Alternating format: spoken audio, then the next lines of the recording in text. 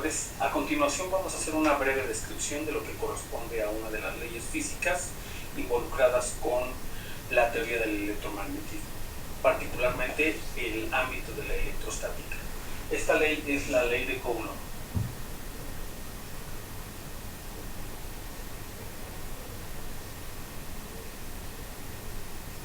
La ley de Coulomb generalmente asocia las fuerzas de atracción y repulsión que existen entre dos o más cargas eléctricas. Estas cargas pueden ser de naturaleza positiva o negativa y en función de este signo es si hay una fuerza de atracción o repulsión. Cuando los signos son opuestos hay una fuerza de atracción, por el caso contrario hay una repulsión.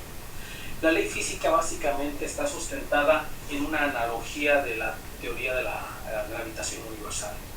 Particularmente, la fuerza de atracción o repulsión es directamente proporcional al producto de las dos cargas antes mencionadas e inversamente proporcional al cuadrado de la distancia que las separa.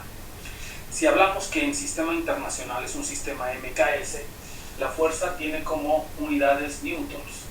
Las cargas están asociadas con las unidades en Coulomb, que es unidad de carga, y R es la distancia en metros. De esta manera podemos aducir que la constante de atracción o repulsión de Coulomb es 9 por 10 a la 9 newtons por metro cuadrado sobre Coulomb cuadrado. Y bueno, esto tiene que ver con dos cargas que experimentan una fuerza ya sea de atracción o repulsión. Asumamos que el signo de estas cargas es exactamente el mismo.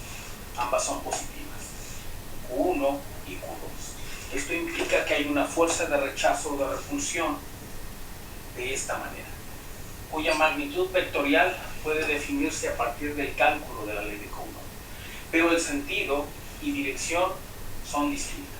Entonces esta fuerza, su módulo es exactamente este, y básicamente dependen de la distancia que existe entre ambas cargas. Por otro lado, si nosotros contamos con dos cargas cuya signo es diferente, esto implica, asumamos que la distancia entre ellas es exactamente la misma, esto implica que la fuerza de atracción está definida gráficamente de esta manera. Si las magnitudes de las cargas son las mismas y las dimensiones, la dimensión de la distancia que las separa igual, esto implica que la fuerza, el módulo de fuerza o la magnitud es exactamente el mismo, solo que de atracción. Muchísimas gracias por su atención.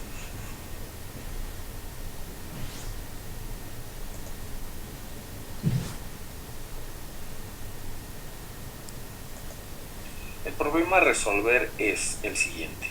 Dos cargas Q subíndice 1 igual a menos 8 microcoulombs y Q subíndice 2 igual a más 12 microcoulombs se colocan a 12 centímetros de distancia entre sí en el aire. La pregunta es, ¿cuál es la fuerza resultante sobre la tercera carga Q subíndice 3 igual a menos 4 microcoulombs colocada a medio camino entre las dos fuerzas? Bueno, en principio vale la pena decir que si alineamos o definimos en una línea de acción a nuestras tres cargas, los signos únicamente se emplean para reconocer si hay una fuerza de atracción o es una fuerza de repulsión. La carga 3, que es la centrada exactamente a la mitad de los 12 centímetros, entre ambas cargas que van a influenciar sobre ella, las dos primeras cargas Q subíndice 1 y Q sub 3 son de signos iguales, negativos, por lo tanto hay una fuerza de repulsión y podemos decir que F subíndice 1 va dirigida hacia la derecha. En el segundo caso, es decir, la carga subíndice 2 y su influencia sobre Q3, al ser signos distintos hay una fuerza de atracción, por lo tanto la influencia que tiene sobre Q3 también es hacia la derecha. Esto implica que tendríamos una fuerza resultante equivalente a la suma de ellas dos. Muy bien. Vale la pena mencionar que un microcoulomb equivale igual a 1 por 10 a la menos 6 coulombs. Y por otro lado, al decir que un metro equivale a 100 centímetros, entonces podemos hacer nuestras equivalencias. La carga Q subíndice 1 es igual a menos 8 por 10 a la menos 6 coulombs. Y la carga Q subíndice 2 es igual a más 12 por 10 a la menos 6 coulombs. La distancia que existe entre ellas es igual a 12 centímetros, es decir, 0.12 metros. Ahora, una carga carga Q subíndice 3 situada a la mitad entre Q1 y Q2 es de menos 4 por 10 a la menos 6 coulombs.